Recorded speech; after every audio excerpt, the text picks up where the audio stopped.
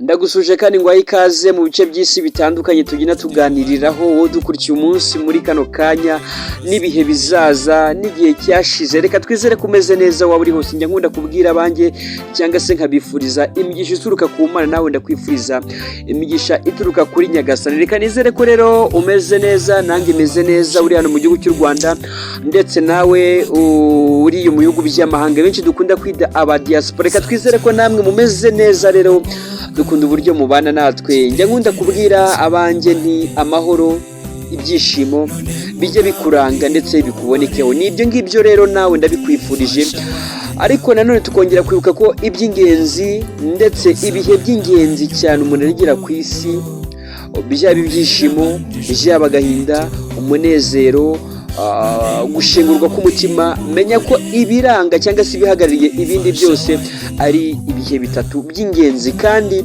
bikunze guhuruza imbaga nyamwinshi cyangwa se bikunze guhuruza inshuti, abavandimwe. Igihe cya mbere ni icyo kuba umuntu yavutse. Icyo menya ko ari igihe cy'ingenzi, nubwo uba utazi wowe uriwe muri kano kanya, ariko menya ko ari igihe cy'ingenzi kuri rubanda nyamwinshi, ku babyeyi bawe, ku nshuti zawe, umuryango wawe, ndetse icyo kikaba ari igihe wowe ubwawe utabasha kubonesha amaso yawe, ariko uko iminsi igenda iza ukagenda ubyiyumvisha. Igihe cya kabiri cyangwa se ikindi gihe cyiza ku mwanya wa kabiri ni ugushingirwa. Ni kimwe mu gihe cyiza wowe ubwawe, inshuti zawe, ababyeyi, umuryango, ibyo ukora cyangwa se ibyo ukorerwa bose baba babibona, nawe uba ubibona, bityo bigatuma ibihe byawe bikomeza kugenda neza. Ndetse igihe cy'agaciro gakomeye cyane ugomba no guha umwanya urenze ibindi bihe uha kuruta mu yindi minsi cyangwa se mu bindi. Igihe cya gatatu ni ugupfa, kimwe mu gihe kibabaza za nshuti zawe, kibabaza umuryango, kibabaza abavandimwe, kibabaza isi yose muri rusange. Buri muntu wese wari ukuzi iki gihe kiramubaza. Ndakwifuriza kugira igihe cya kabiri cyiza ndetse n'igihe cya mbere cyiza n'igihe cya nyuma cyiza cyane, ko mu bihe byose iyo utabyitwayemo neza rero ugwa mu moki cyangwa se ukagwa mu bibazo. Muri kano kanya naguteguriye bimwe mu byagufasha kugira umuryango mwiza ndetse no kubaka umuryango ubereye u Rwanda n'isi yose muri rusange. Ngiye kugutegura cyangwa se naguteguriye bimwe mu byagufasha kuba wagira amahitamo mazima mu gihe waba wagendeye kuri ibi ngibi ngiye kukubwira. Gushingirwa no kugira umuryango ni kimwe mu bintu by'ingenzi cyane mu buzima. Umusore cyangwa umukobwa ugiye guhitamo umugore areba niba umukobwa bakundana aba afite bimwe mu bimenyetso bigaragara ko azavamo umugore mwiza. Ari nabyo ngiye kukubwira. Njye nitwa Theophile Byukusenge, nk'uko nabikubwiye bana natwe uramaze kudusubscribinga kuri iryo jambo ry'umutuku umunsi ngo tuzajye tubana uko bukeye uko bwije umunsi ku wundi. Ibi ni bimwe kandi mu biranga umugore abagabo benshi, abasore benshi baba bifuza. Mukobwa udukurikiye, mugore udukurikiye muri kano kanya, nakwifuza ko byakuranga ndetse ukubaka umuryango muzima, bityo ukaba uwifuzwa na benshi. Kudahora winuba cyangwa se kutagira icyo winuba. Umukobwa uzavamo umugore muzima ubereye urugo, ubereye umuryango, amenya gucanga ururimi rwe, ntabwo kandi ahora yinuba cyangwa se ngo yinubire ibitagenda, akaba yarigaya ibyo abonye byose, ndetse kuba wa muntu unyurwa n'icyo abonye. Uburanga bwose umukobwa yaba afite cyangwa se umugore wawe yaba afite, aramutse ahora ari umuntu winuba, yatera umugabo we kuba yakwicuza impamvu yamuhisemo, ndetse n'umukobwa kuba yatera umusore kuba yakwicuza impamvu yamuhisemo. Umukobwa kandi utikubira. Igihe mu rukundo kandi ubona ko umukobwa mukundana ashishikajwe cyane n'inyungu ze gusa cyangwa se ibimwerekeyeho, aba ari ikimenyetso simusiga ko azavamo umugore muzima. Iyo rero ubona ako ashishikajwe n'iterambere ryanyu mwese, adakurura yishira,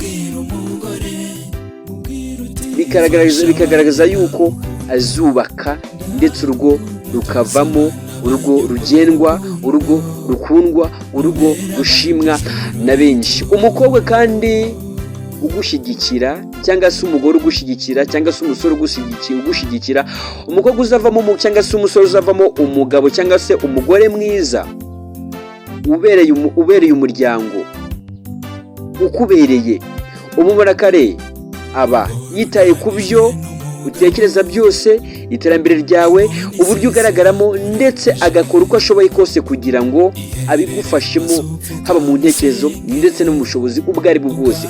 Igihe rero ubona ko uwo muri kumwe ashishikajwe n'ibyawe, buriya no mu rugo azaterwa ishema no kubona ibyanyu bimeze neza. Umukobwa wigomwa, wa wundi wiyanga, wa wundi wisiga, umukobwa wigomwa kugira ngo urukundo rwanyu rugire aho rugera, azakorana byinshi kugira ngo urugo rwanyu rube urugo rwiza. Iyo rero mubana mu byiza gusa akishimira ibyo mugezeho, we ntacyo yakora ngo akurwanirire ishyaka, ntabwo kandi ashobora kuvamo umugore mwiza ubereye umuryango. Wumvise aka kantu neza? Iyo we ashishikajwe no kubona ibyo wowe ubwawe winjiza, ntakurwanirire ishyaka, ndetse ntabe nk'uyu wano hejuru twavuze, umukobwa wigomwa kugira ngo urukundo rwanyu rutere imbere, ntabwo nakubwira ko uwo nguwo azavamo umugore mwiza. Umukobwa kandi ucisha make, wicisha bugufi. Umukobwa ucisha make ntiyishimire kuba yasumbye ububasha uwo bakundana. Ikigero cyose yaba ariho, yaba ari umukire cyangwa se yaba ari umukene, akaba ari wa muntu ushaka guhora mu bigaragara ko ashaka kuba ari wowe ugaragara, ndetse akagerageza guhesha agaciro wowe ubwawe umugabo cyangwa se wowe ubwawe umukobwa.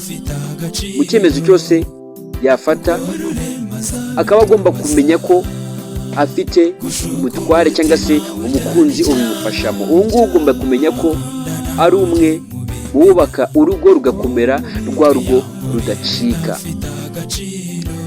Ikindi, umukobwa uzi gukunda. Ibi ni ibintu byifuzwa na benshi, ibi ni ibintu byifuzwa n'abatari bake. Umukobwa uzi gukunda, umukobwa uzubaka rugakomera, usanga yashize imbere cyane urukundo kurenza ibindi byose. Igihe cyose umukobwa atagufitiye urukundo, ntushaka ntuzigore umushyira mu rugo cyangwa se umushyira mu bitekerezo byawe, kuko ntacyo wakora ngo umuntu agukunde cyangwa se atagukunda. Niyo mpamvu ugomba kureba ibyiza kuri wowe, ndetse ukareba ibyatuma urugo rwanyu rutera imbere. Ibi ni ibintu byifuzwa na benshi, haba abubatse, abatarubaka. Kimwe ugomba kwitaho, ugomba kumenya ko uwo muri kumwe agukunda. Umukobwa kandi udahuzagurika, udahindagurika, udakurwa, wa wundi utumva ngo yavuze ibi ngibi muri kano kanya avuze ibindi. Ntabwo umukobwa wavamo cyangwa se umusore wavamo cyangwa se umukobwa wavamo umugore mwiza igihe ahuzagurika. Kuba umuntu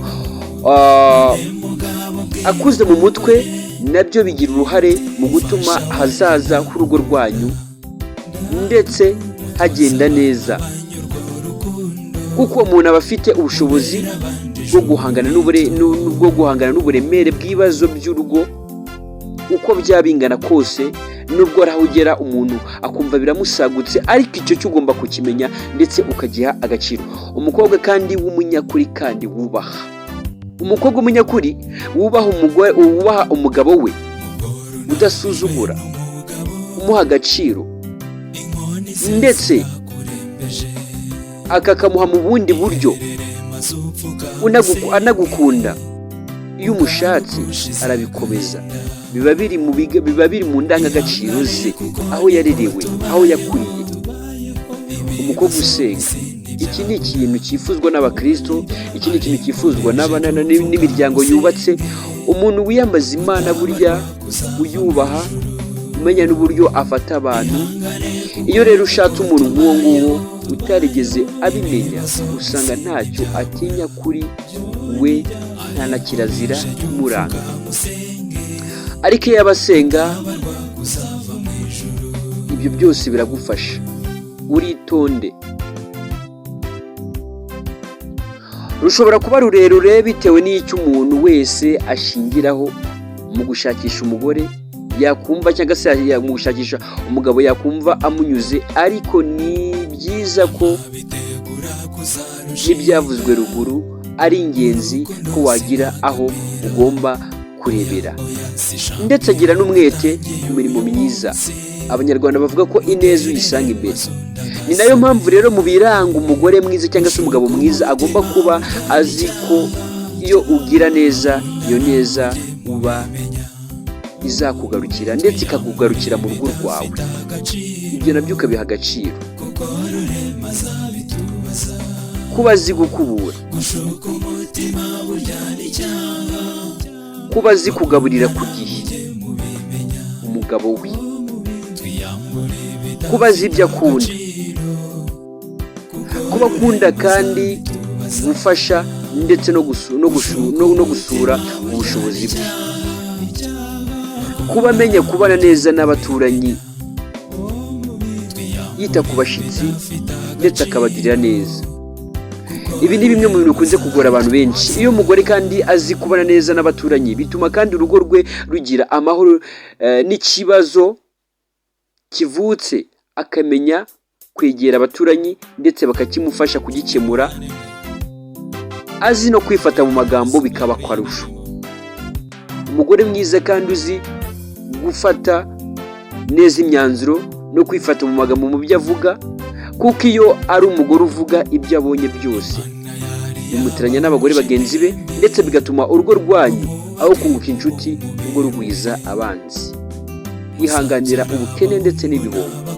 Muri iyi minsi hadutse imvugo ivuga ngo amafaranga ni umushyitsi. Birashoboka kandi ko umuntu yaba yafite cyangwa se atayafite, yaba afite akazi ariko ejo bikarangira bamuhagaritse ku kazi yakoragaho cyangwa se yabyazaga umusaruro, agakena cyangwa se yaba yikorera agahomba. Umugore mwiza rero aba hafi y'umugabo we mu gihe cy'ibibazo iby'ubukene, ndetse bagafatanya gushaka uko bakongera kwishakamo ubushobozi. Ariko umugore ukunda ibintu agakabya ahita ata umugabo we ndetse akajya gushaka abafite amafaranga. Niyo mpamvu ugomba guhitamo no gushaka ubushishozi bwose bugize iki, buba buhagije. Ahanira kandi byakubahisha umugabo we, bimwe twakomeje kugenda tuvuga. Kwita ku bana, izi ni zimwe mu nshingano zikomeye ababyeyi benshi bagira. Umugore mwiza aharanira icyahesha umugabo we ishema mu bandi bagabo, akamuvugira neza aho hari, akavuga ibyiza. Ni ngombwa kandi niyo mpamvu rimwe na rimwe usanga ingo nyinshi zubatse cyangwa se zubatswe mu byishimo ariko baba bameze. Niyo umugabo we yaba ari mu ikosa rito cyane, umugore mwiza yirinda kumuteza abantu, byaba ngombwa ndetse akaza no kuba yamucyaha biherereye. Kwita ku bana, umugore mwiza kandi yita ku bana be cyane cyane mu bijyanye n'uburere bwabo. Hahandi wumva abatoza buri kimwe cyose, akabatoza imirimo myiza, akabatoza imivugire myiza, akabatoza ndetse no kubaha no kugendera mu mucyo benshi bifuza. Nibyo rero nujya guhitamo uzagerageze uhitemo ibyiza ubona ko bigukwiriye wowe ubwawe. Ntuzisumbukuruze cyangwa se ngo ujye hasi y'ibyo ushaka cyane, ariko kandi hitamo ibigukwiriye. Ndagusuje, mwifurije kugira ibyiza biranga umuryango mwiza. Nitwa Theophile Byukusenge, nk'uko nabikubwiye. Icyo usabwa cyangwa se icyo ngusaba ni ukubana natwe. Niba ukibona ijambo ry'umutuku rikiri umutuku, warikora byonyine bigahinduka umukara, maze ugakana kuri iyo nzu tukajya tubana umunsi ku munsi. Reka twizere ko ibihe byanyu bizagenda bigenda neza. Ciao, ndagukunda cyane.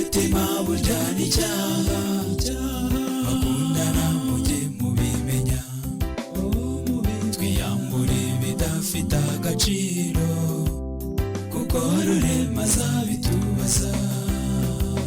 Gushuka umutima burya ni icyaha, bakundana mujye mubimenya. Twiyambure bidafite agaciro.